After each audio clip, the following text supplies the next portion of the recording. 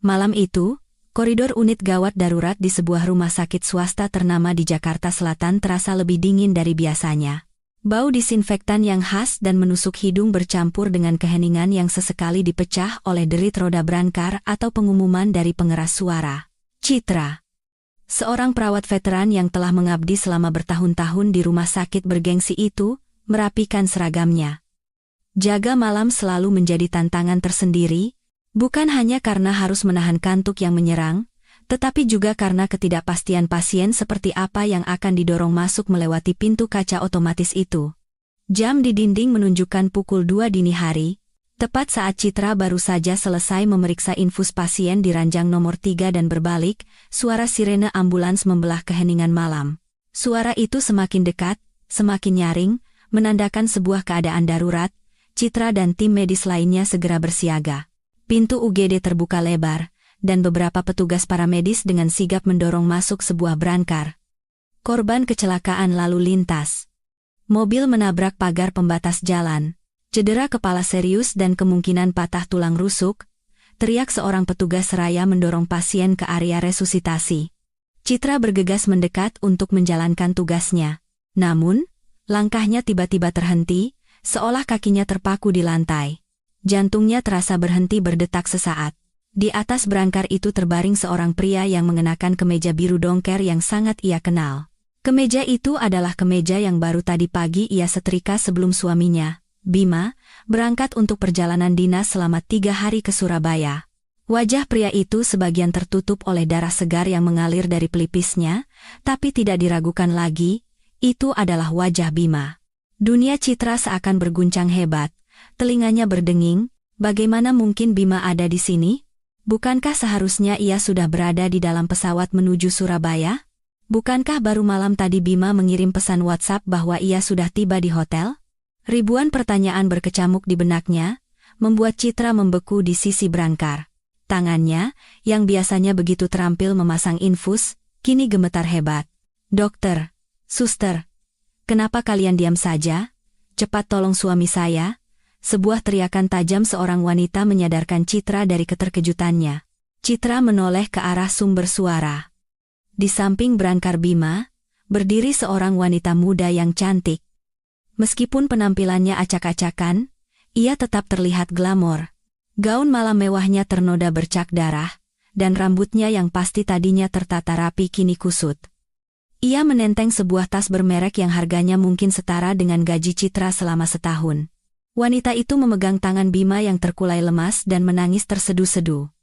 Bima, bangun. Jangan tinggalkan aku. Jeritnya. Citra menatap wanita itu dengan pandangan kosong. Suami saya? Sebuah pekikan tanpa suara meledak di dalam hati Citra. Hei, suster. Kamu tuli, ya? Bentak wanita itu dengan mata melotot marah ke arah Citra. Cepat panggil dokter terbaik di rumah sakit ini. Uang bukan masalah. Saya istri sahnya. Saya akan lakukan apa saja untuk menyelamatkan suami saya. Kalimat itu menusuk jantung Citra lebih tajam daripada berita kecelakaan itu sendiri. Istri sah. Kata-kata itu terus terngiang di telinga Citra. Rasa sakitnya seperti jantung yang direnggut paksa. Citra ingin berteriak. Ingin menjambak rambut wanita itu dan mengatakan bahwa istri Bima yang sebenarnya adalah dirinya. Citra ingin berteriak bahwa buku nikah mereka tersimpan rapi di laci kamar mereka, bahwa cincin yang melingkar di jari manis Bima adalah pasangan dari cincin yang ada di jarinya saat ini. Tapi tenggorokan Citra tercekat. Suaranya lenyap ditelan rasa sakit yang luar biasa. Ia hanya bisa mematung, menyaksikan pria yang ia cintai dan percayai dengan sepenuh hati terbaring tak berdaya setelah mengalami kecelakaan bersama wanita lain, dan wanita itu menyebut dirinya sebagai sang istri. Kebohongan yang selama ini tersimpan rapat kini terbongkar dengan cara yang paling kejam, tepat di tempat kerjanya. Permisi. Dr. Rizal, rekan kerja Citra, dengan sigap mendekat untuk mengambil alih situasi. Ia sama sekali tidak menyadari drama pribadi yang sedang dialami Citra. Citra, siapkan alat intubasi. Pasien mengalami gagal napas. Kita harus cepat. Perintah tegas Dr. Rizal menarik Citra kembali ke dunia nyata. Di hadapannya, nyawa seorang manusia berada di ujung tanduk. Sumpah profesinya sebagai perawat sedang diuji dengan sangat berat malam itu. Sambil menahan mati-matian air mata yang hendak tumpah, dengan tangan yang masih gemetar, Citra berusaha menggerakkan kakinya. Ia harus memilih, menjadi seorang istri yang hatinya hancur dan meluapkan emosinya, atau menjadi seorang perawat profesional yang menyelamatkan nyawa pengkhianat di hadapannya. Wanita yang bernama Rania itu terus meraung-raung, seolah memamerkan kepanikan seorang istri yang takut kehilangan suaminya. Ia sama sekali tidak tahu bahwa sang istri yang sesungguhnya berdiri kaku seperti batu di sebelahnya, menahan rasa sakit yang tak terperi. Malam itu, di UGD yang dingin, neraka bagi Citra baru saja dimulai. Suara monitor detak jantung yang berbunyi cepat dan tidak beraturan terdengar seperti musik latar yang mengerikan bagi Citra. Perintah Dr. Rizal bagaikan cambuk yang memisahkan secara paksa antara jiwanya yang hancur lebur dan tubuhnya sebagai seorang perawat profesional yang terlatih selama bertahun-tahun. Dengan tangan yang masih sedikit gemetar, Citra mengambil laringoskop dan selang endotrakeal, lalu memberikannya kepada Dr. Rizal. Sebuah gestur untuk memaksakan ketenangan. Setiap detik terasa seperti siksaan, saat harus membantu memasukkan alat bantu napas ke mulut Bima. Wajahnya berada sangat dekat dengan wajah pria itu. Aroma parfum maskulin yang setiap pagi ia cium, kini bercampur dengan bau anyir darah, alkohol, dan aroma parfum wanita lain yang menempel di kerah kemeja Bima. Aroma pengkhianatan yang menusuk hidung itu membuatnya mual. Ia ingin lari dari ruangan itu. Ingin berteriak sekeras-kerasnya dan membiarkan Bima mati. Namun, sumpah yang ia ucapkan saat dilantik menjadi perawat terus bergema di kepalanya, menahan kakinya agar tidak beranjak dari sisi ranjang. "Gunting, siapkan 2 jalur infus. Kita harus periksa luka di dada," teriak Dr. Rizal lagi. Citra mengambil gunting medis. Dengan tangan yang dingin, ia mulai menggunting kemeja biru dongker yang melekat di tubuh Bima. Kemeja itu adalah hadiah ulang tahun darinya bulan lalu. Suara robekan kain itu terasa seperti suara robekan kepercayaan dan cinta yang selama ini ia jaga. Saat kancing-kancing terlepas dan dada Bima terekspos, Citra melihat tubuh yang begitu ia kenal. Tubuh yang setiap malam ia peluk, kini penuh dengan luka memar dan lecet akibat benturan keras luka yang, ironisnya, didapat Bima saat bersenang-senang mengkhianatinya. "Suster, bisa lebih pelan tidak?" Suara tajam itu kembali memecah konsentrasinya. Wanita itu, Rania, ternyata tidak pergi meski sudah dihalangi oleh petugas keamanan, dan kini berdiri mengintip dari ambang pintu. "Suami saya kesakitan, kenapa bajunya digunting seperti itu?" "Itu baju mahal, tahu." Citra memejamkan matanya, menahan sakit kepala yang berdenyut. Betapa konyolnya situasi ini. Seorang wanita asing membentak seorang istri yang sedang menggunting baju suaminya demi menyelamatkan nyawanya. Citra sedikit menoleh dan menatap Rania dengan tajam. Separuh wajahnya tertutup masker medis, namun sorot matanya begitu dingin. "Ibu, mohon tenang atau menunggu di luar. Suara Anda mengganggu konsentrasi kami dan bisa membahayakan nyawa pasien," ucap Citra dengan nada rendah dan tenang, namun syarat dengan tekanan yang dingin. Suaranya bergetar bukan karena takut, melainkan karena menahan amarah yang meluap-luap. Rania terbelalak, tak percaya ditegur oleh seorang perawat. "Berani sekali kamu mengusir saya. Orang seperti sayalah yang membayar gajimu. Saya akan laporkan kamu ke direktur rumah sakit ini." "Kamu tahu siapa suami saya?" "Sudah cukup," bentak Dr. Rizal tanpa menoleh. Pandangannya terpaku pada Bima yang tekanan darahnya menurun drastis. "Sari, tolong bawa ibu ini keluar sekarang juga. Area ini harus steril." Sari, perawat lain yang sedari tadi menahan geram, akhirnya dengan tegas menarik lengan Rania. Wanita itu melawan sambil mengoceh tentang kekayaannya dan statusnya sebagai istri pasien VVIP, tapi akhirnya suaranya yang histeris meredup seiring dengan tertutupnya pintu otomatis. Kini hanya ada keheningan dan ketegangan di sekitar ranjang. Citra kembali fokus. Ia mencari pembuluh darah di lengan Bima untuk memasang infus.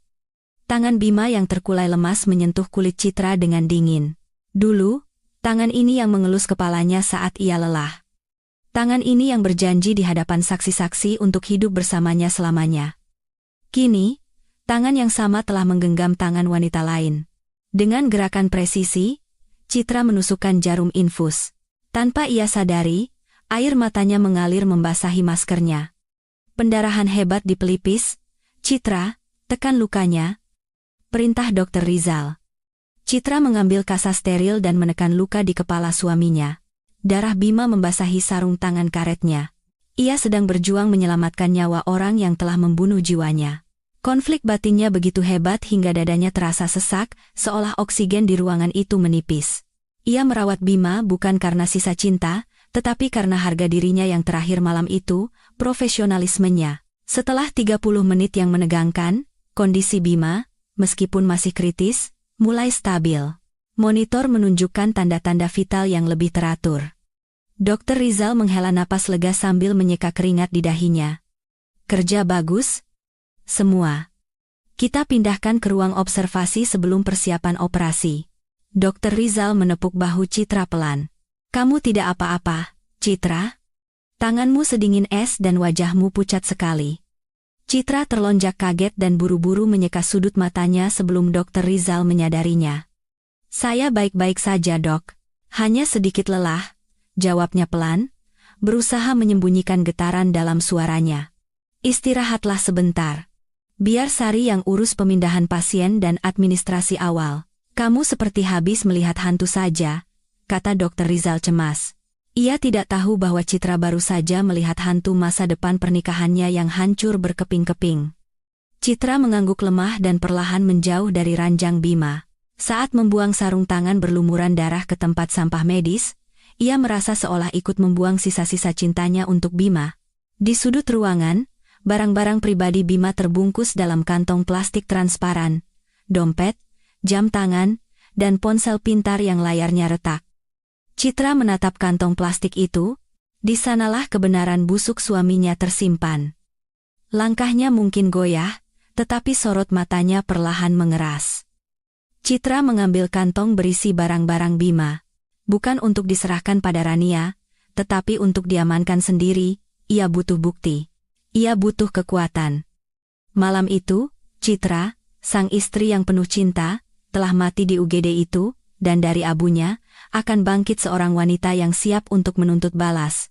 Area pendaftaran UGD, yang biasanya sepi di waktu subuh, tiba-tiba menjadi riuh. Suara sepatu hak tinggi yang beradu dengan lantai keramik terdengar mengancam, diikuti oleh suara gebrakan tangan di meja resepsionis. Citra, yang baru saja keluar dari ruang sterilisasi setelah membersihkan tubuhnya dari noda darah suaminya, berhenti di balik sebuah pilar. Di sana, Rania sedang melampiaskan amarahnya pada staf administrasi yang kebingungan. Saya tidak mau tahu. Pokoknya pindahkan suami saya ke kamar terbaik di rumah sakit ini. Mau itu presidential suite atau VVIP, saya tidak peduli. Jangan tempatkan suami saya bersama pasien-pasien biasa yang bau obat itu. Rania berteriak sambil menyibakkan rambutnya yang kusut, namun masih menebarkan aroma parfum mahal. Petugas administrasi berusaha menjelaskan dengan sabar. Mohon maaf, Bu. Untuk kamar presidential suite, kami harus cek ketersediaannya dulu, dan prosedur depositnya berbeda.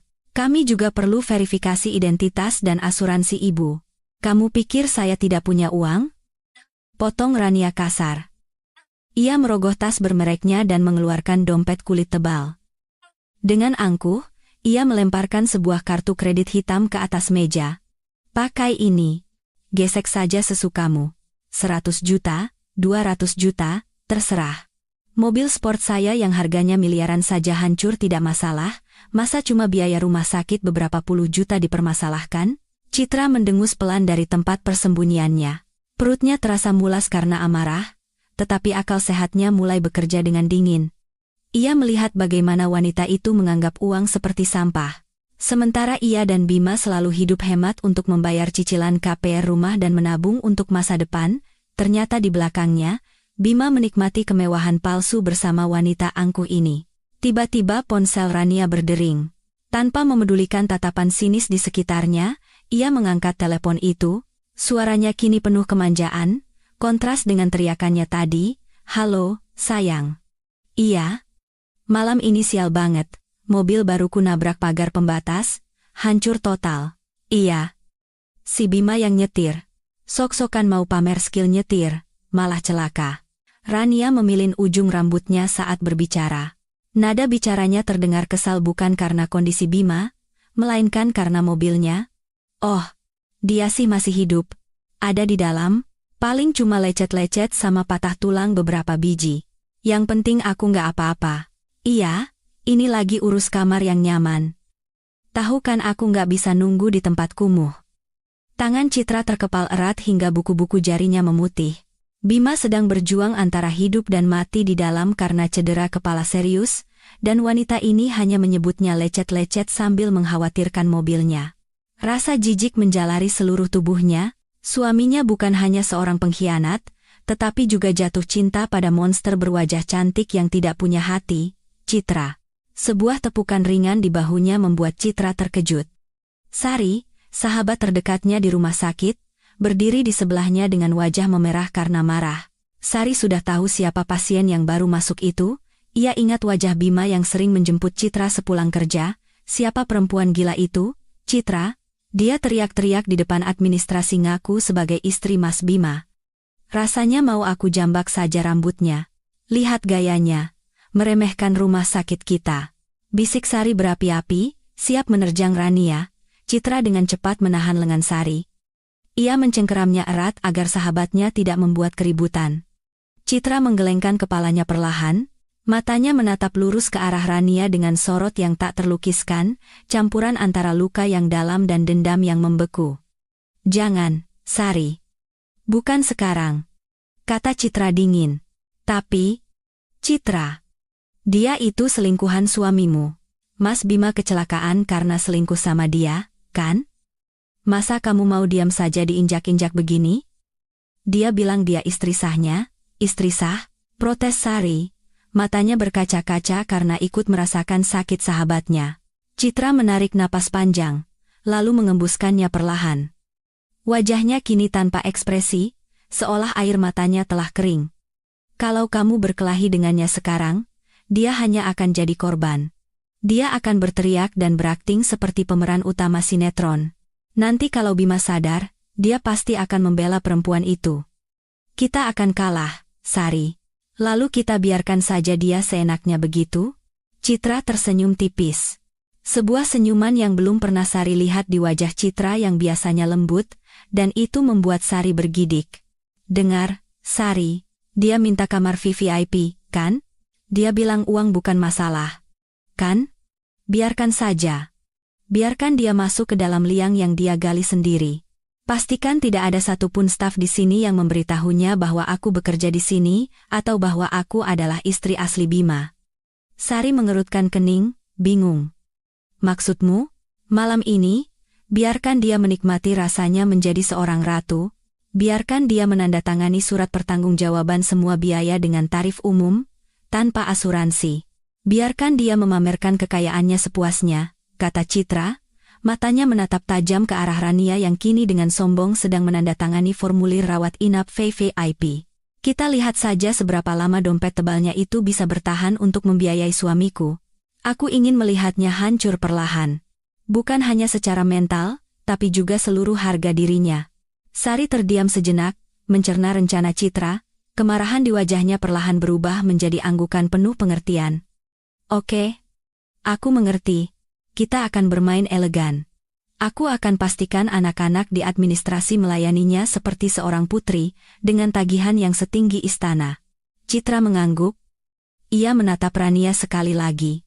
Wanita itu kini berjalan menuju lift khusus VVIP, diikuti seorang perawat yang membawakan barang-barangnya, seolah rumah sakit itu adalah hotel bintang 5 miliknya. Citra berbalik dan masuk kembali ke area medis. Pertarungan terbuka belum dimulai. Tetapi Citra sudah meletakkan bidak pertamanya.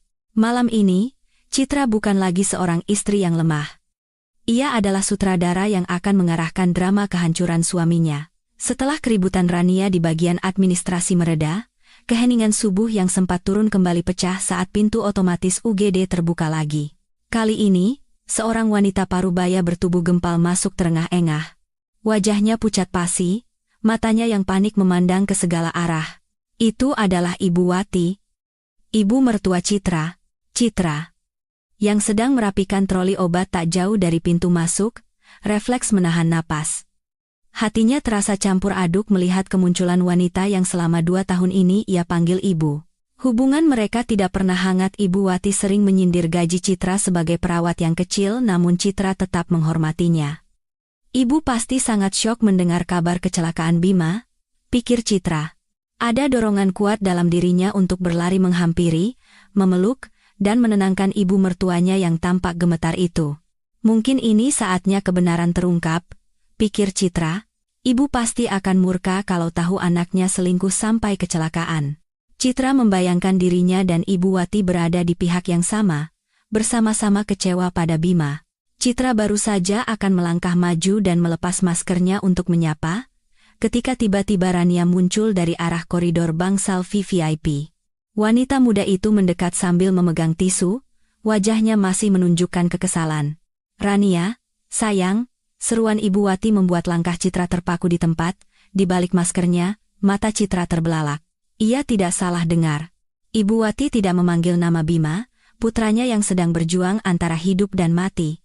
Sebaliknya, ia memanggil nama selingkuhan putranya dengan suara penuh kasih sayang.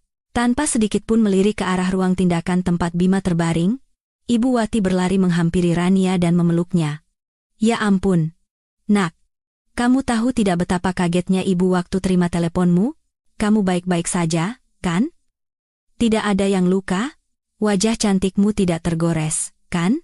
Ibu Wati memeriksa tubuh Rania dari atas ke bawah dengan kekhawatiran yang berlebihan, seolah sedang memeriksa menantu kesayangannya.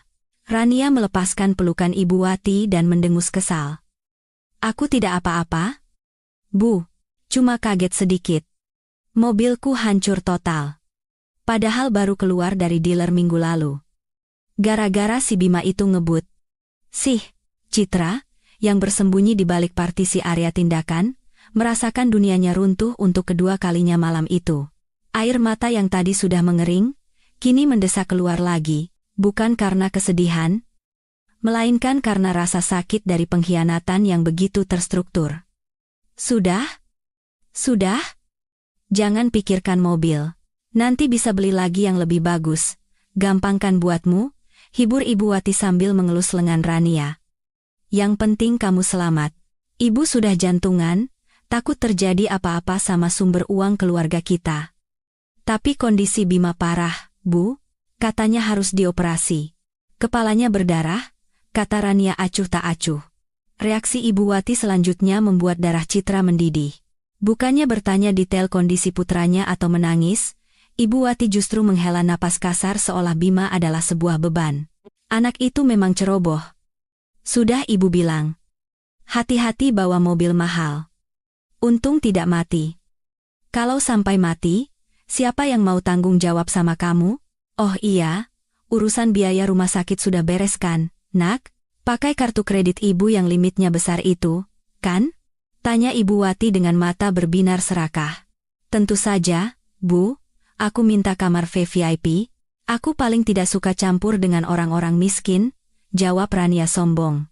Bagus. Ibu Wati tersenyum lebar sambil menepuk-nepuk tangan Rania. Harus begitu. Dong, masa Bima dirawat seadanya?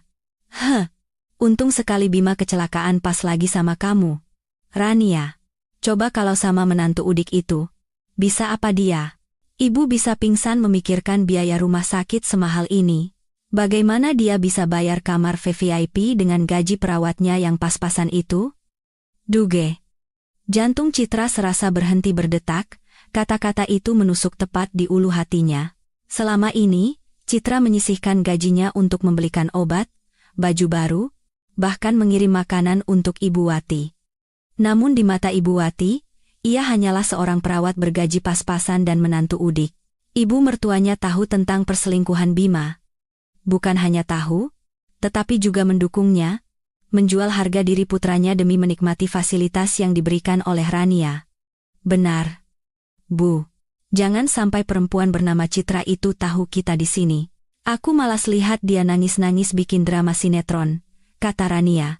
Dia tidak tahu kan Bima sering keluar sama aku? Tenang saja. Anak itu bodoh. Percaya saja kalau Bima bilang dinas keluar kota. Dia kan sibuk jaga malam seperti robot, mana sempat curiga. Ibu Wati tertawa kecil, suara tawa itu terdengar seperti suara iblis di telinga Citra. Citra mencengkeram tiang infus di sebelahnya begitu erat hingga buku-buku jarinya memutih. Rasa hormat dan iba yang tadi sempat ia rasakan untuk ibu mertuanya kini lenyap tak bersisa, digantikan oleh rasa jijik yang luar biasa. Ia sendirian sekarang, tidak ada suami yang mencintainya, tidak ada ibu mertua yang menganggapnya sebagai anak. Semuanya hanyalah panggung sandiwara untuk memanfaatkan ketulusannya. Citra menarik napas dalam-dalam, menenangkan jantungnya yang berdebar kencang. Ia membetulkan maskernya, memastikan wajahnya tertutup sempurna. "Baiklah, Ibu Wati. Baiklah, Rania," bisik Citra dalam hati. Suaranya sedingin es. "Kalian pikir aku bodoh? Kalian pikir aku tidak akan tahu apa-apa? Tertawalah sepuasnya sekarang. Nikmati peran kalian sebagai nyonya besar dan calon menantu idaman. Karena sebentar lagi, tawa itu akan kuubah menjadi tangisan darah." Citra berbalik, menjauh dari drama keluarga yang memuakan itu. Ia berjalan kembali ke ruang perawat dan mengambil rekam medis Bima. Di kolom penanggung jawab biaya, tertera tanda tangan Rania. Citra tersenyum pahit. Perangkap telah dipasang, dan Ibu Wati sendiri yang baru saja mengencangkan jeratnya. Malam itu, Citra bersumpah. Tidak ada lagi air mata yang akan ia teteskan untuk mereka, yang tersisa hanyalah perhitungan. Akhirnya, lampu di depan ruang operasi padam. Sinyal bahwa prosedur operasi yang berlangsung selama beberapa jam telah berakhir.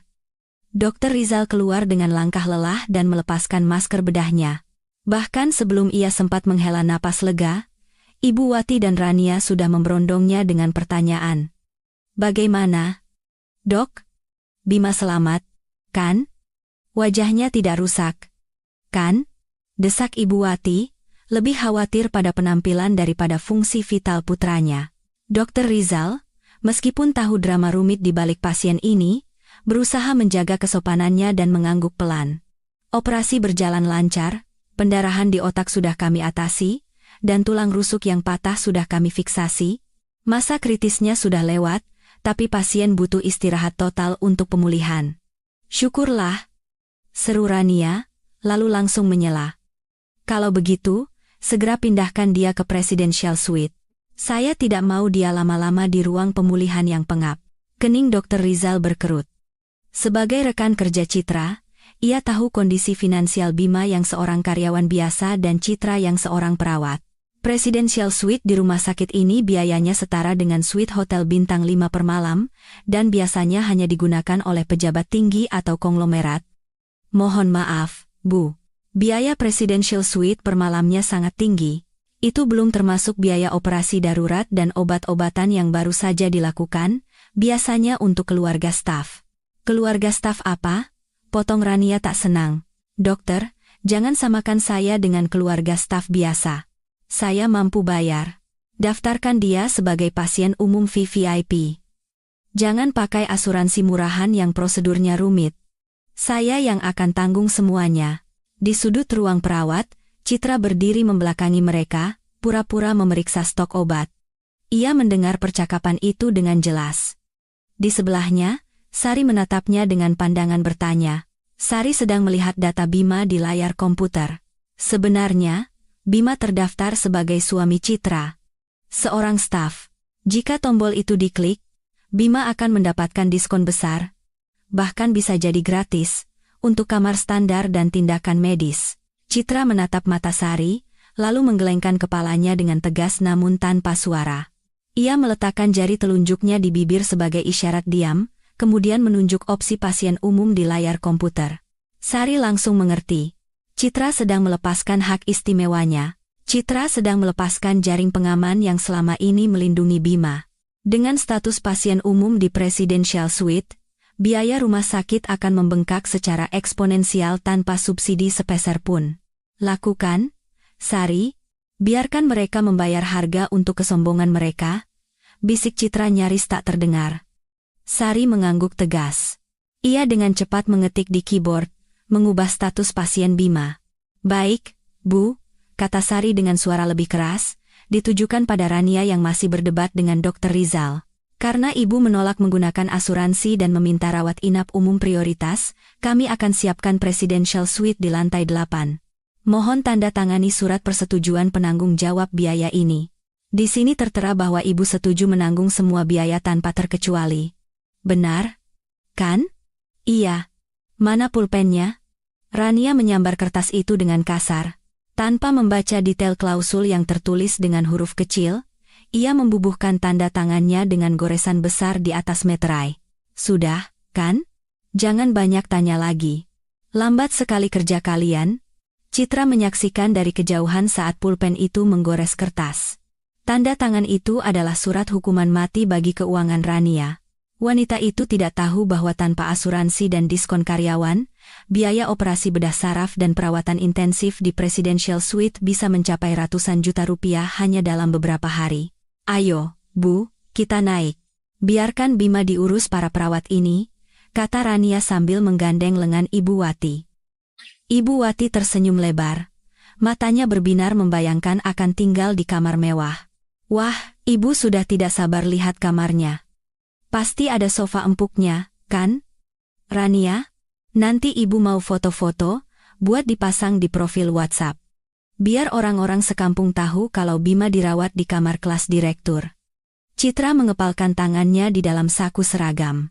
Perutnya kembali mual melihat kelakuan ibu mertuanya. Putranya baru saja selamat dari maut, dan yang ia pikirkan hanyalah pamer di media sosial. Setelah kedua wanita itu menghilang di balik lift, Dr. Rizal mendekati Citra. Wajahnya tampak bingung. Citra, kamu yakin? Tadi aku mau bilang kalau Bima bisa dapat diskon karyawan, tapi Suster Sari memberiku isyarat tegas untuk diam. Itu kan suamimu. Biayanya akan sangat besar kalau masuk jalur umum, kata Dr. Rizal khawatir. Citra menatap Dr. Rizal, lalu perlahan menurunkan maskernya. Tampaklah sorot matanya yang lelah namun tajam dan sulit dibaca. Dokter, tolong dengarkan saya baik-baik, kata Citra pelan. Mulai detik ini, pasien bernama Bima di Presidential Suite itu bukan lagi suami saya.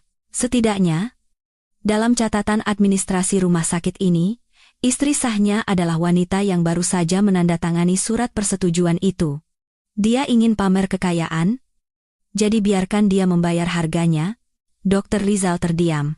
Ia tidak tahu detailnya, tetapi ia mulai bisa menebak situasinya saat melihat luka yang dalam di mata rekan kerjanya. Dan, Dok, lanjut Citra, pastikan bagian administrasi menagih setiap rupiahnya dengan tarif tertinggi sesuai kelas kamarnya, dari selembar perban hingga 1 menit waktu konsultasi dokter. Jangan sampai ada yang terlewat. Apakah ini balas dendam? Tanya Dr. Rizal hati-hati. Citra tersenyum tipis. Senyum yang bercampur antara kepahitan dan kepuasan. Bukan balas dendam, Dok. Saya hanya memberikan apa yang mereka inginkan. Mereka ingin perlakuan seperti raja, dan saya memberikan tagihan yang pantas untuk seorang raja. Adil, kan? Citra mengambil rekam medis Bima dan menutupnya dengan tegas. Sekarang saya juga harus bersiap. Besok pagi, saya akan masuk ke kamar itu sebagai perawat spesialis yang bertugas. Saya ingin lihat bagaimana rasanya melayani langsung seorang raja yang telah mencampakkan ratu. Nya demi seorang selir. Malam itu, Citra tidak pulang. Ia memejamkan mata di ruang istirahat perawat, mengumpulkan tenaga. Ia tahu, perang mental yang sesungguhnya baru akan dimulai setelah matahari terbit. Umpan emas telah dipasang, dan tikus-tikus itu telah masuk ke dalamnya dengan sukarela. Sinar matahari pagi yang hangat merembes melalui celah gorden sutra berwarna krem, menerangi sebuah ruangan yang luas dan mewah. Alih-alih bau disinfektan yang mendominasi kamar rumah sakit, aroma pengharum ruangan lavender yang mahal menyebar lembut. Bima perlahan mengerjapkan matanya, berusaha mengumpulkan kesadarannya yang masih buyar karena efek anestesi. Kepalanya terasa berat dan berdenyut hebat, dadanya sesak seolah ditindih batu besar.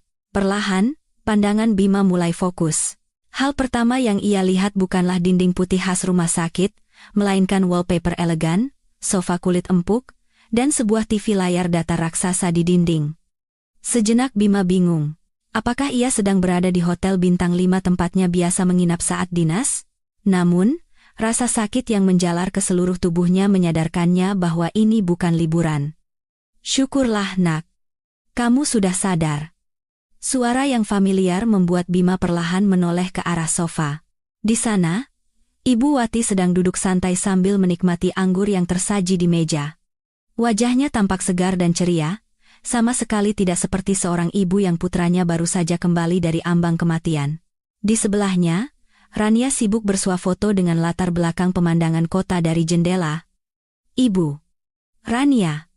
Suara Bima terdengar serak dan lemah. Tenggorokannya terasa kering. Di mana ini? Rania segera meletakkan ponselnya dan menghampiri sisi tempat tidur. Wajah cantiknya telah terpoles riasan sempurna, seolah ia sedang bersiap untuk pemotretan majalah, bukan merawat orang sakit. Di rumah sakit. Sayang. Di Presidential Suite. Lihat, kamarnya bagus sekali, kan? Jauh lebih baik dari apartemen sempitmu itu. Ingatan Bima perlahan kembali. Potongan-potongan kejadian semalam melintas di benaknya. Jalan tol yang basah, kecepatan tinggi, tawa Rania, lalu benturan keras dan kegelapan. Jantung Bima tiba-tiba berdebar kencang. Ia mengedarkan pandangan cemas, mencari jam dinding. Jam berapa sekarang? Ponselku mana? Tanya Bima panik. Citra. Apa Citra tahu aku di sini? Dia tidak boleh tahu. Ibu Wati terkekeh sambil mendekat dan menepuk-nepuk kaki Bima yang tertutup selimut tebal. Tenang saja, Bima. Istrimu yang lugu itu pasti mengira kamu sedang dinas di Surabaya, dia tidak akan curiga. Kalaupun tahu, dia tidak akan berani datang ke sini setelah melihat biaya kamar mewah yang dibayar Rania ini. Bima menghela napas sedikit lega, namun masih cemas. Ia tahu Citra bekerja di rumah sakit, tapi ia tidak ingat persis di rumah sakit mana dan kapan jadwal jaga malamnya. Mungkin ia berharap Citra sedang tidak bertugas. Jangan hubungi Citra sama sekali. Katakan saja ada masalah proyek, jadi perjalanan dinasnya diperpanjang, perintah Bima. Beres. Sayang, kamu fokus saja pada pemulihanmu. Semua sudah kuurus. Kamu akan dilayani seperti raja di sini, kata Rania manja sambil mengecup pipi Bima. Tepat pada saat itu, terdengar ketukan pelan di pintu kamar, lalu pintu terbuka. Selamat pagi. Waktunya pemeriksaan tanda vital dan pemberian obat pagi. Suara seorang wanita terdengar dari arah pintu. Bima, yang sedang memegang tangan Rania, refleks menoleh. Saat melihat sosok perawat yang mendorong troli obat masuk, seluruh darah seakan surut dari wajah Bima. Tubuhnya menegang, seolah tersengat listrik ribuan volt. Perawat itu adalah Citra. Citra masuk mengenakan seragam perawatnya yang rapi. Masker medis menutupi separuh wajahnya. Namun matanya mata koklat hangat yang dulu selalu menatap Bima dengan penuh cinta kini menatapnya dengan tatapan kosong yang mengerikan. Tidak ada amarah yang meledak-ledak, tidak ada air mata. Hanya ada tatapan profesional yang datar, seolah sedang melihat objek kerjanya. Bip, bip, bip, bip, bip. Monitor detak jantung di samping tempat tidur, Bima tiba-tiba berbunyi nyaring. Grafiknya melonjak tajam, menunjukkan takikardia jantung yang berdetak sangat cepat. Bima dilanda kepanikan hebat. Ia membuka mulutnya untuk mengatakan sesuatu, tetapi suaranya tercekat di tenggorokan. Keringat dingin mulai membasahi dahinya. Loh, kenapa mesin itu berisik sekali? Hei, suster, ada apa ini? Kenapa suami saya jadi begini? Teriak Rania panik, lalu langsung menyalahkan perawat yang baru masuk itu. Rania belum pernah bertemu langsung dengan istri asli Bima, dan karena Citra memakai masker, ia sama sekali tidak mengenalinya. Citra tidak menjawab teriakan Rania. Ia berjalan dengan tenang ke sisi ranjang, tepat di samping Bima.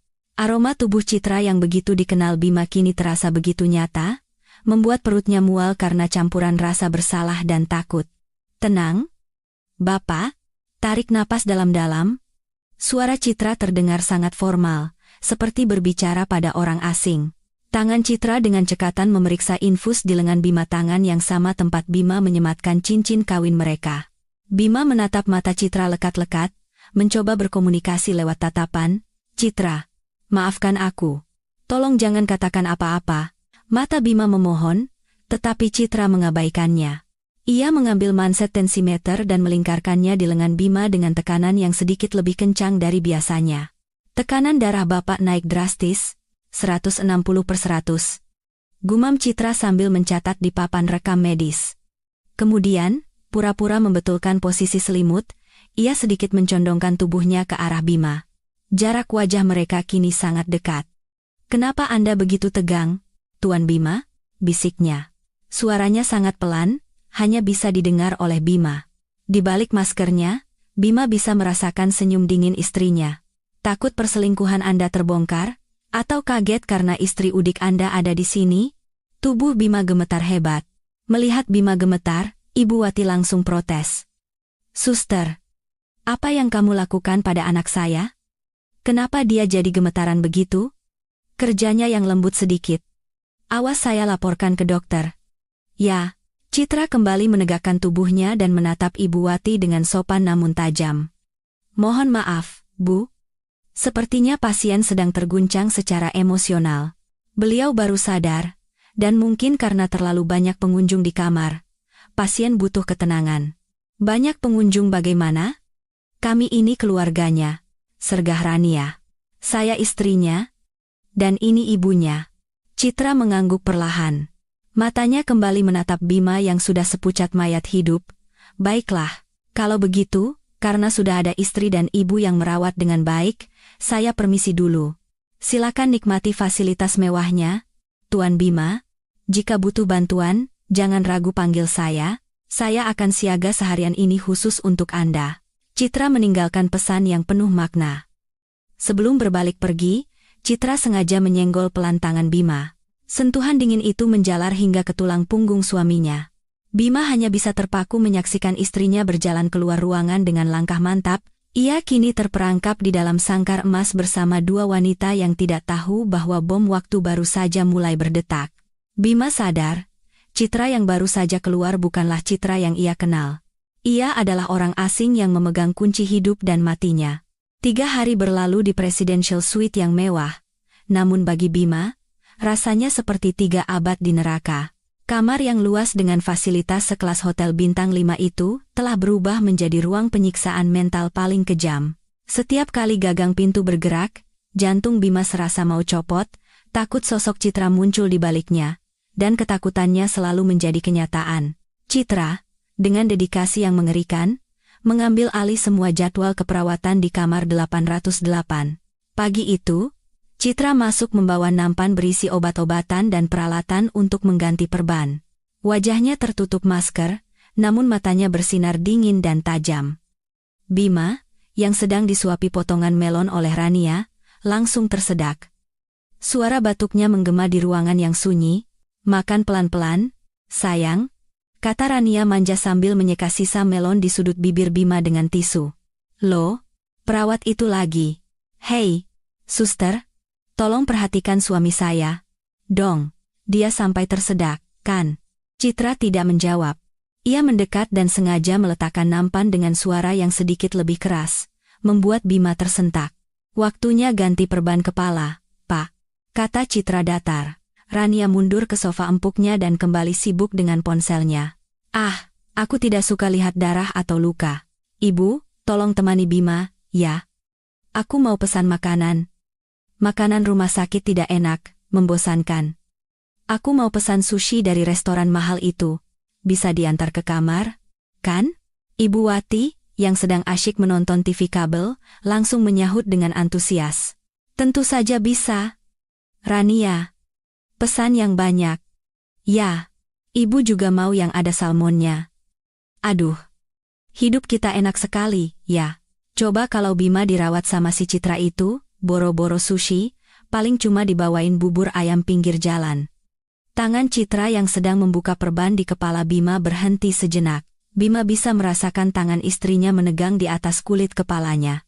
Keringat dingin mengalir di pelipis Bima, membasahi bantal. Ia ingin berteriak pada ibunya untuk diam, tetapi lidahnya keluh. Ia takut jika ia membuka mulut, Citra akan meledak saat itu juga. "Sakit? Sus." Pelan-pelan, rintih Bima saat Citra menarik perbannya. Citra mencondongkan tubuhnya, mendekatkan wajahnya ke telinga Bima. "Sakit, ya, Pak?" bisiknya, membuat tulang punggung Bima meremang. Lebih sakit mana dengan hati seorang istri yang mendengar ibu mertuanya sendiri menjelek-jelekannya di depan selingkuhan suaminya? Bima menelan ludah dengan susah payah. Matanya memohon ampun, tetapi Citra kembali menegakkan tubuh dan melanjutkan pekerjaannya dengan wajah tanpa ekspresi. Perawat ini kaku sekali, ya? Gerutu Ibu Wati dari sofa, senyum sedikit. Dong, kita kan bayar mahal. Oh, iya, suster. Nanti tolong panggilkan layanan kebersihan, ya.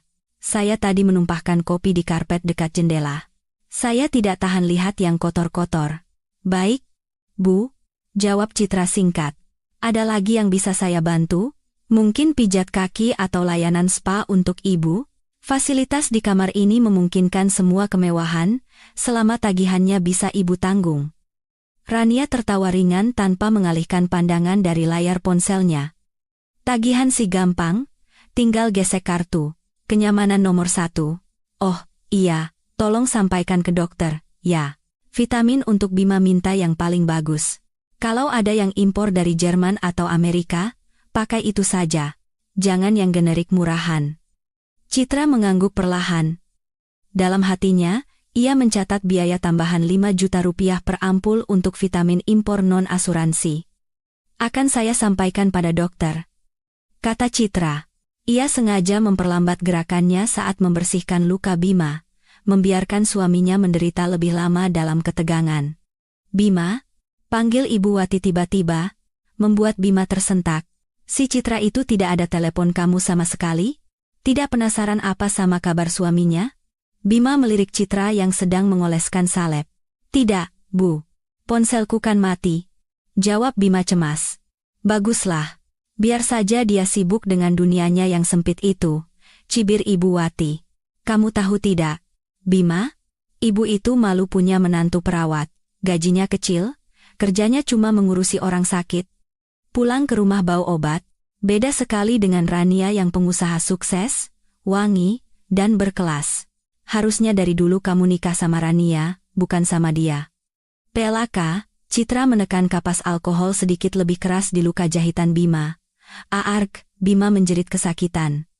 Kenapa, Bima? Rania terkejut. Mohon maaf, potong Citra cepat.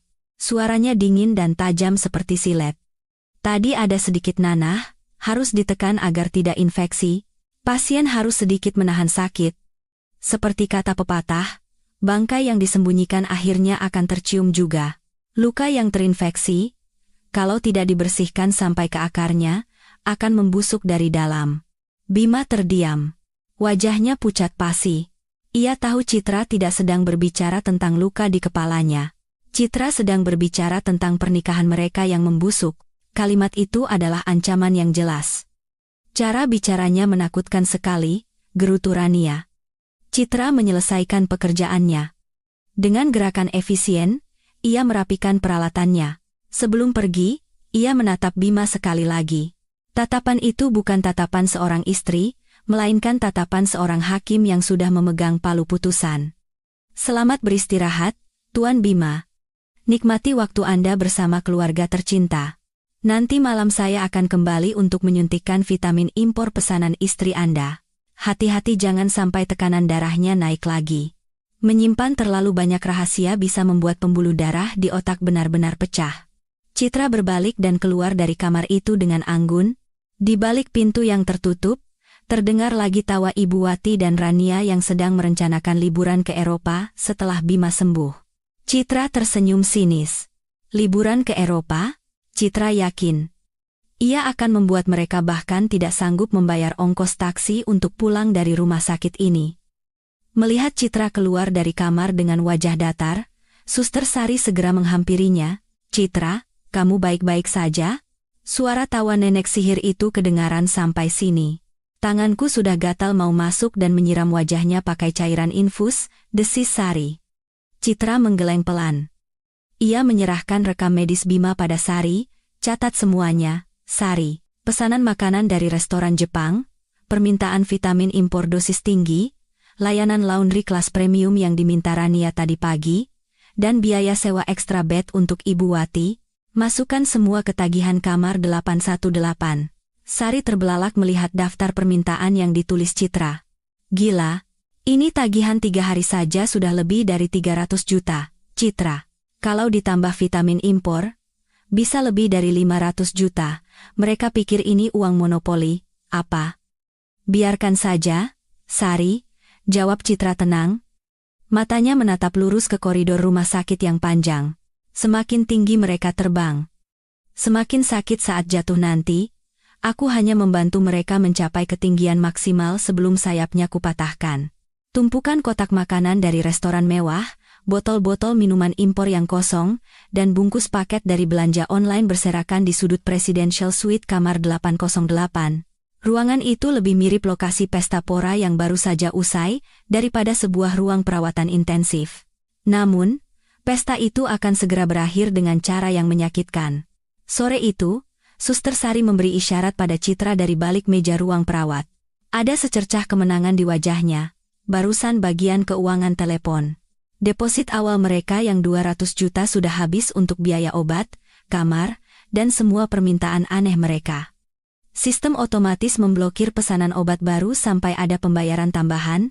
Citra mengangguk pelan sambil merapikan rekam medis. Suruh staf administrasi naik sekarang, Sari. Pastikan menagihnya di depan Ibu Wati. 5 menit kemudian, seorang staf administrasi pria bernama Doyan mengetuk pintu kamar 808. Di dalam, Rania sedang sibuk merapikan baju-baju baru yang baru saja datang lewat kurir, sementara Ibu Wati sedang menikmati pijat kaki dari terapis, yang dipanggil ke kamar biayanya, tentu saja dimasukkan ke dalam tagihan. "Permisi," kata Doyan sopan namun tegas. "Maaf mengganggu waktu istirahatnya. Saya dari bagian keuangan, ingin mengkonfirmasi mengenai biaya perawatan pasien Bima yang sudah berjalan." Rania menoleh dengan tatapan terganggu. "Ada apa lagi? Kan sudah saya kasih kartu kredit di awal. Tinggal gesek saja. Apa susahnya? Jangan ganggu saya. Lagi unboxing. Nih. Mohon maaf, Bu. Kami sudah mencoba melakukan otorisasi untuk deposit tambahan sebesar 650 juta rupiah pada kartu hitam Ibu, tetapi ditolak oleh sistem bank." Penjelasan Doyan yang tenang membuat suasana di ruangan itu mendadak dingin. Terapis pijat bahkan menghentikan gerakan tangannya di kaki Ibu Wati. "Apa? Ditolak?" Rania tertawa tak percaya. Tawa yang terdengar canggung. "Jangan bercanda. Kartu saya itu tidak ada limitnya. Pasti mesin EDC kalian yang rusak atau ada masalah di bank. Kami sudah mencoba 3 kali dengan 2 mesin yang berbeda, hasilnya sama, Bu. Keterangan dari pihak bank adalah limit kredit terlampaui atau kartu dalam status penangguhan sementara," kata Doyan sambil menyodorkan struk penolakan transaksi. Di balik riasan tebalnya, wajah Rania berubah pucat. Ia menyambar struk itu. Tangannya gemetar. Ia tahu bisnis butik online-nya sedang mengalami kesulitan keuangan bulan ini, dan gaya hidup mewahnya selama ini ditopang oleh utang kartu kredit gali lubang tutup lubang. Tapi ia tidak menyangka bom waktu itu akan meledak di saat genting seperti ini, di hadapan calon ibu mertuanya. "Rania," panggil Ibu Wati, wajahnya mengeras saat bangkit dari sofa. "Bagaimana bisa ditolak? Kamu bilang kamu kaya raya. Lalu bagaimana dengan Bima? Dengan vitamin impornya?" "Sebentar, Bu. Ini pasti ada kesalahan sistem," dalih Rania sambil merogoh tasnya. Mencari kartu lain, ia mengeluarkan sebuah kartu debit berwarna emas. "Coba pakai ini. Saldonya ada beberapa miliar di sini." Doyan menerima kartu itu dan menggesekkannya pada mesin portabel yang ia bawa. Hening sejenak menunggu koneksi. "BP, BP. Mohon maaf, Bu. Saldonya tidak mencukupi untuk pembayaran sebesar 650 juta rupiah, kata Doyan tanpa ekspresi. Kali ini, Rania benar-benar kehilangan kata-kata. Keringat sebesar biji jagung menetes di dahinya. "Kalau begitu, coba gesek 100 juta dulu atau 50 juta, tawarnya panik. Harga dirinya mulai runtuh. Doyan menggeleng sopan. "Maaf, Bu, sesuai peraturan operasional Presidential Suite, deposit tambahan minimal adalah 50% dari sisa estimasi biaya.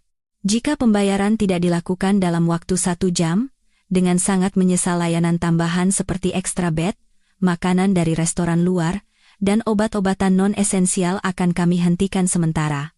Doyan meletakkan rincian tagihan sementara di atas meja, lalu pamit, meninggalkan sebuah bom yang baru saja meledak di tengah ruangan. Ibu Wati segera menyambar kertas tagihan itu, matanya membelalak melihat angka yang tertera. 650 juta? Baru 3 hari? Rania, kamu harus bayar ini. Kita bisa malu kalau sampai diusir dari sini. Apa kata orang nanti? Rania terduduk lemas di sofa. Topeng wanita muda kaya raya yang ia kenakan hancur berkeping-keping. Arus kas butik lagi macet, Bu. Ada klien besar yang belum bayar. Gagapnya. Bu, Ibu ada simpanan. Tidak? Pinjam dulu. Nanti minggu depan aku ganti 2 kali lipat. Apa? Teriak Ibu Wati. Mana Ibu punya uang sebanyak itu? Uang Ibu kan cuma dari uang bulanan yang dikasih Bima. Yang kaya kan kamu? Mobilmu saja harganya miliaran? Mobil itu cicilan, Bu, dan asuransinya belum diperpanjang.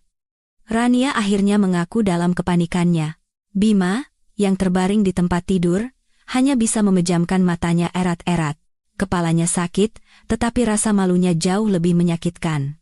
Ia mendengar pertengkaran dua wanita yang selama ini ia banggakan.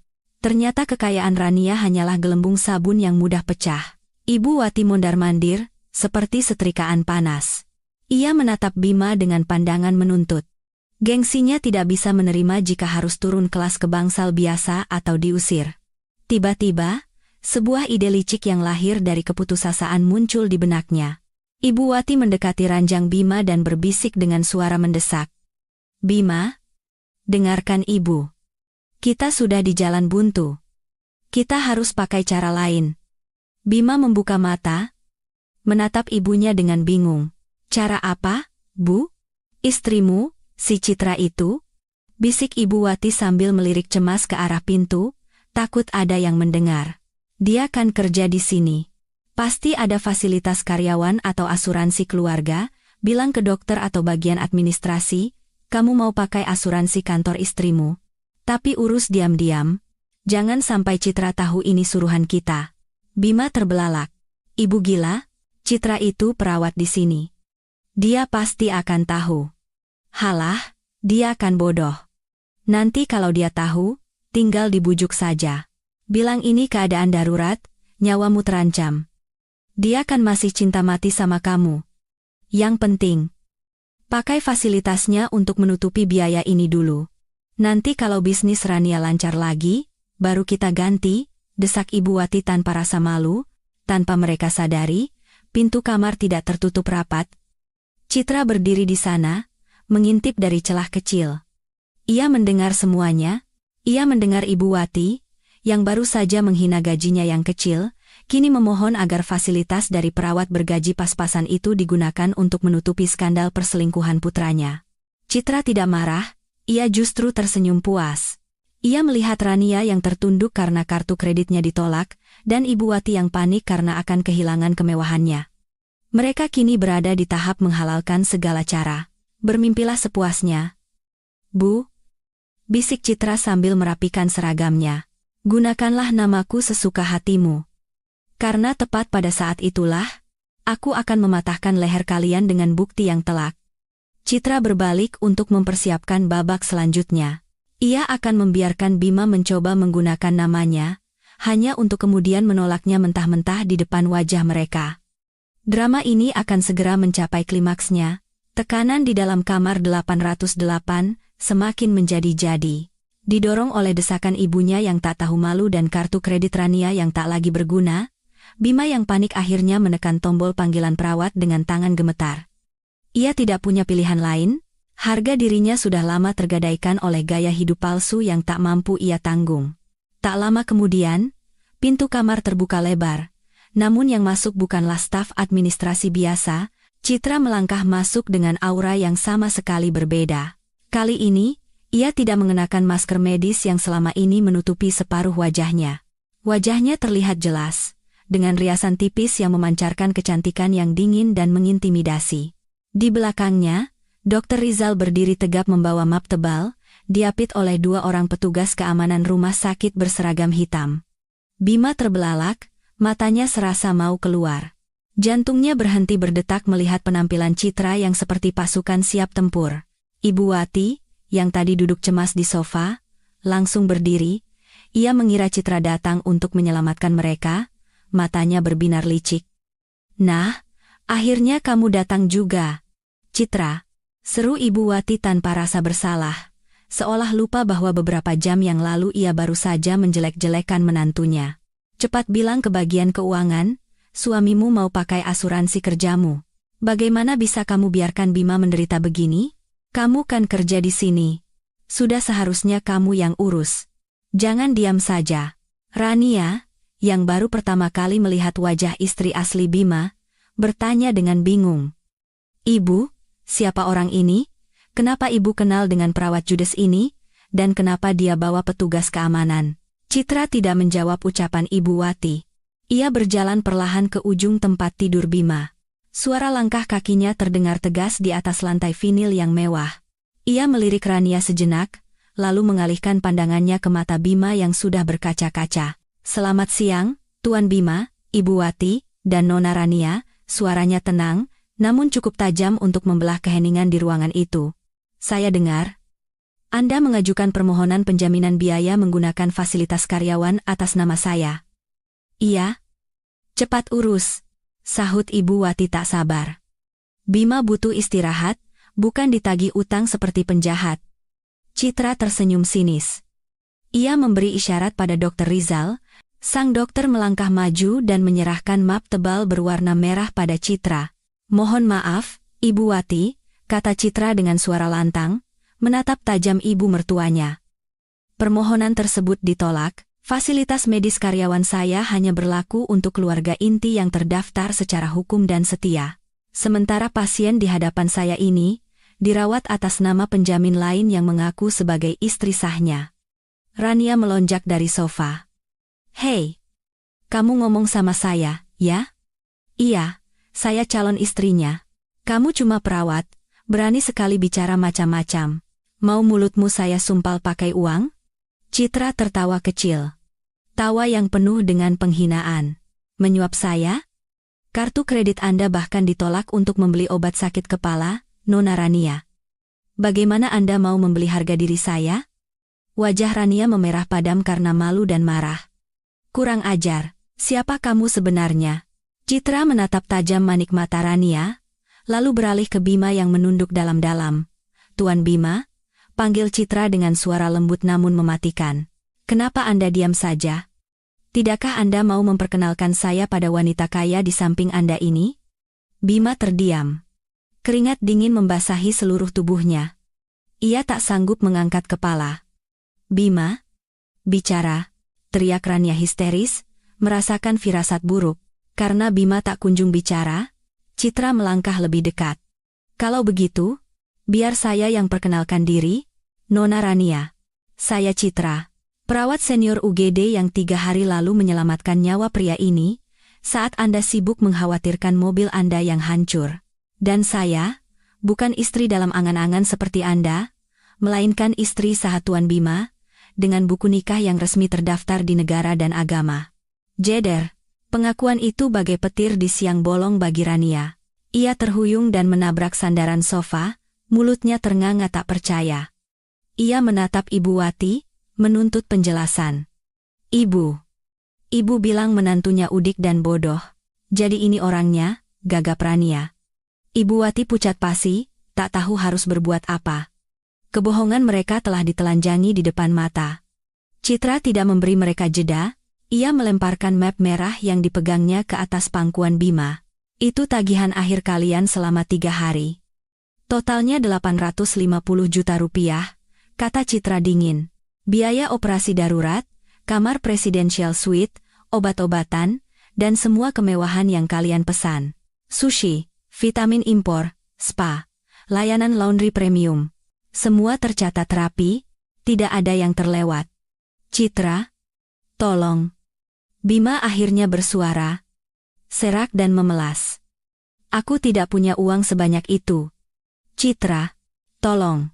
Bayar dulu pakai asuransimu. Nanti aku ganti. Kita bicara di rumah, ya?" "Di rumah?" Citra mengangkat alisnya. Rumah yang mana?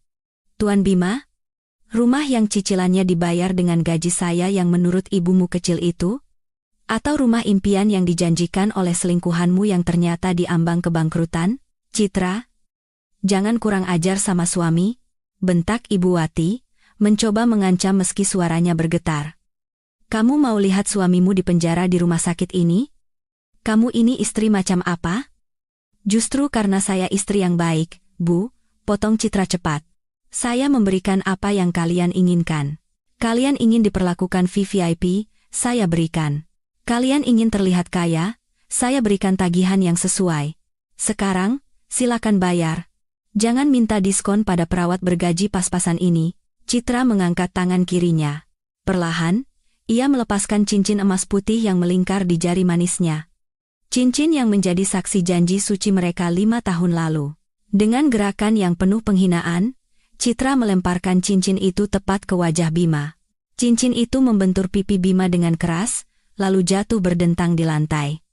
Ambil saja besi tua itu, kata Citra, suaranya bergetar menahan emosi yang akhirnya meledak. Itu adalah simbol pernikahan kita. Mulai detik ini, saya mengundurkan diri dari posisi istri Anda. Hidup, mati, makan, dan utang ratusan juta Anda ini, sekarang menjadi tanggung jawab wanita di sebelah Anda yang mengaku sebagai istri sah itu. Citra berbalik menatap Rania yang masih syok. Nah, Nona Rania, Anda yang mengaku istri sah, kan? Anda yang menandatangani surat kesanggupan membayar. Selamat, Anda memenangkan jackpot, seorang suami pengkhianat yang tidak punya apa-apa, seorang ibu mertua matre, dan utang rumah sakit seharga mobil baru. Silakan bayar sekarang juga, atau petugas keamanan di belakang saya akan menyerahkan Anda ke kantor polisi atas tuduhan penipuan jasa medis. Ruangan itu hening seketika, hanya terdengar napas Bima yang tersengal dan isak tangis Ibu Wati. Citra berdiri tegak seperti seorang ratu yang baru saja menjatuhkan vonis mati, menatap kehancuran orang-orang yang telah menyakitinya dengan kepuasan yang tak terlukiskan. Ini adalah skakmat yang sempurna. Keheningan di kamar 808 dipecahkan oleh jeritan histeris Rania.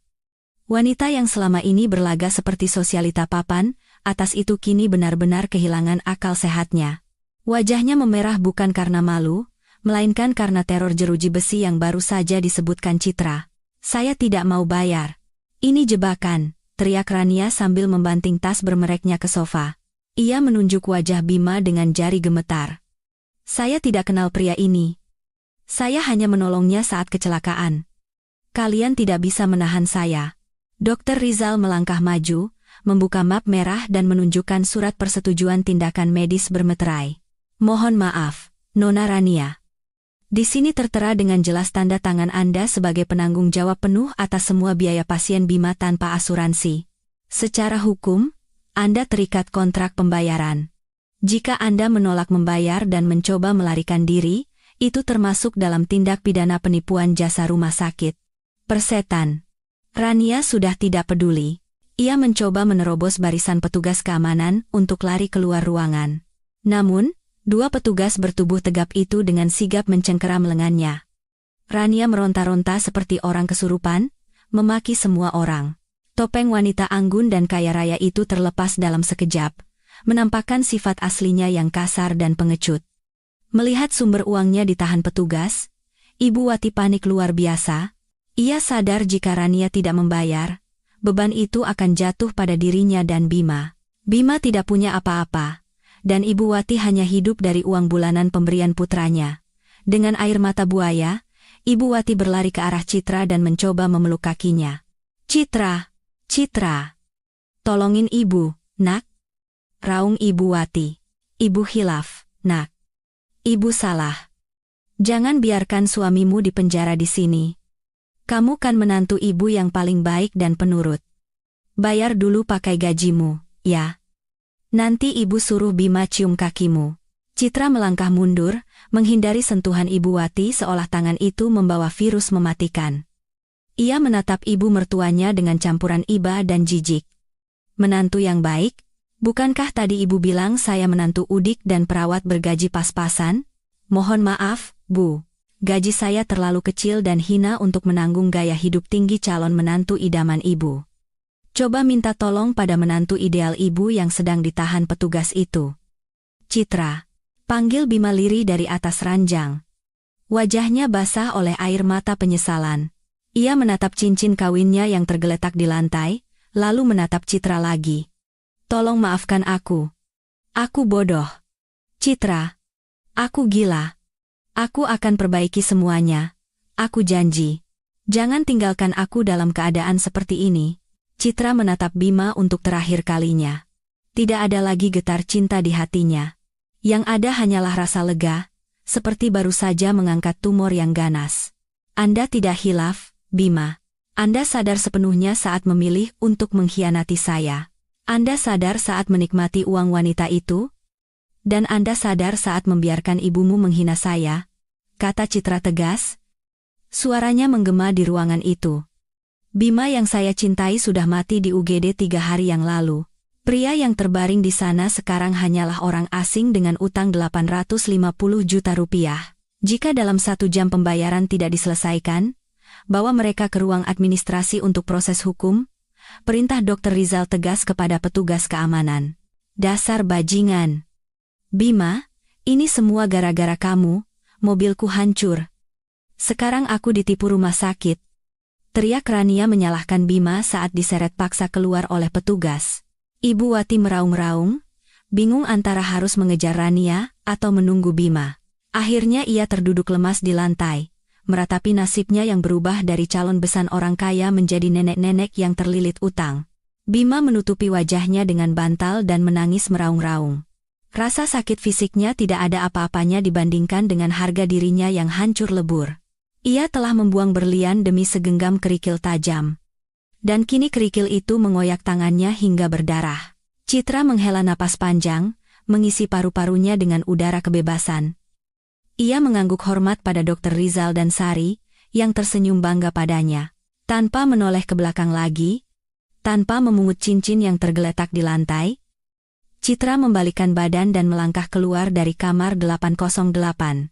Pintu otomatis di belakangnya tertutup, mengubur semua drama, kebohongan, dan masa lalunya bersama Bima. Langkah kaki Citra terdengar ringan menyusuri koridor rumah sakit. Di luar, matahari bersinar cerah, seperti masa depannya yang baru. Dengan semua bukti yang ia miliki, Citra tahu proses perceraiannya akan berjalan mulus. Bima dan keluarganya akan sibuk dengan urusan hukum dan utang, sementara ia akan sibuk membangun kembali hidupnya.